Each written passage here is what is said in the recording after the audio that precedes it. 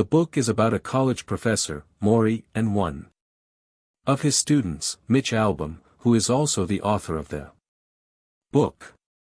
Mitch sees his professor in a television show and he is reminded of a promise he made 16 years ago as his student, to keep in touch with him.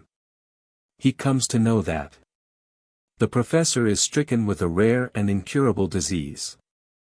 Mitch travels a long distance to meet him, and after the first meeting they meet every Tuesday till Morrie passes away. After reconnecting with his teacher, Mitch finds himself his teacher's pupil once again. I remembered what Morrie said during our visit.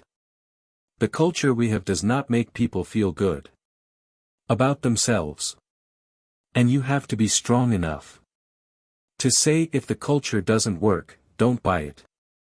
Morrie, true to these words, had developed his own culture, long before he got sick. Discussion groups, walks with friends, dancing to his music in the Harvard Square Church. He started a project called Greenhouse, where poor people could receive mental health services. He read books to find new ideas for his classes, visited his colleagues, kept up with old students, wrote letters to distant friends. He took more time eating and looking at nature and wasted no time in front of TV sitcoms or movies of the week. He had created a cocoon of human activities, conversation, interaction, affection, and it filled his life like an overflowing soup bowl. 2. The last class of my old professor's life took place once a week in his house, by a window in the study where he could watch a small hibiscus plant shed its pink leaves. The class met on Tuesdays. It began after breakfast. The subject was the meaning of life. It was taught from experience. No grades were given, but there were oral exams each week. You were expected to respond to questions, and you were expected to pose questions of your own. You were also required to perform physical tasks now and then, such as lifting the professor's head to a comfortable spot on the pillow or placing his glasses on the bridge of his nose. Kissing him goodbye earned you extra credit. No books were required, yet many topics were covered, including love, work, community, family, aging, forgiveness, and, finally, death.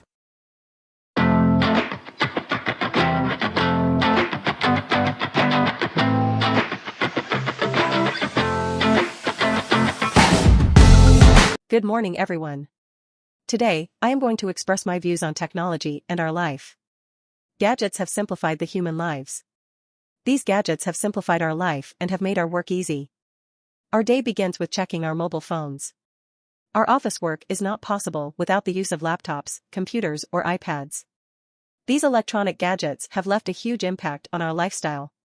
But, somewhere we have become the slaves of these gadgets. The excessive use of these has affected our social, personal, and creative skills. So, we should make use of technological gadgets as per the requirement, and we should not become a slave of it. People assume that the word teacher is confined only to the walls of the school and the brick-mortar boundary, and that the word is basically related to the educational world. But this notion is completely wrong. A teacher is not related to education only. The teacher is the one who inspires and encourages the student to strive for greatness, and the one who gives shape to their potential. A teacher * teaches new things to us. We learn new things everywhere, be it in the office, in marketing field or business, etc. The teacher can be anybody, a parent, a friend, or a boss. The life of a student without a teacher is just like a piece of unshaped diamond stone. Teacher's guide students through each and every pivotal stage of their development. Today, in the world of technology, e-learning is in vogue. E-learning module was introduced to save time. and give liberty to the student to learn anytime from anywhere. E-learning process helps the student to learn things in a fun and easy way. We would agree that there's a lot of potential of the technological supplementation of the education process. 4. Example, there are a number of e-learning platforms that provide free CBSE study material for math class 9th, but the machine does not explain each and every fact that a human teacher would explain to students. Human teachers help the student to learn how to interact with people. Even a well-educated person is useless if she is not able to interact with people. Technology gives data to teach the student about the interaction. But human teachers teach us how to be social and teach us the sense of interaction.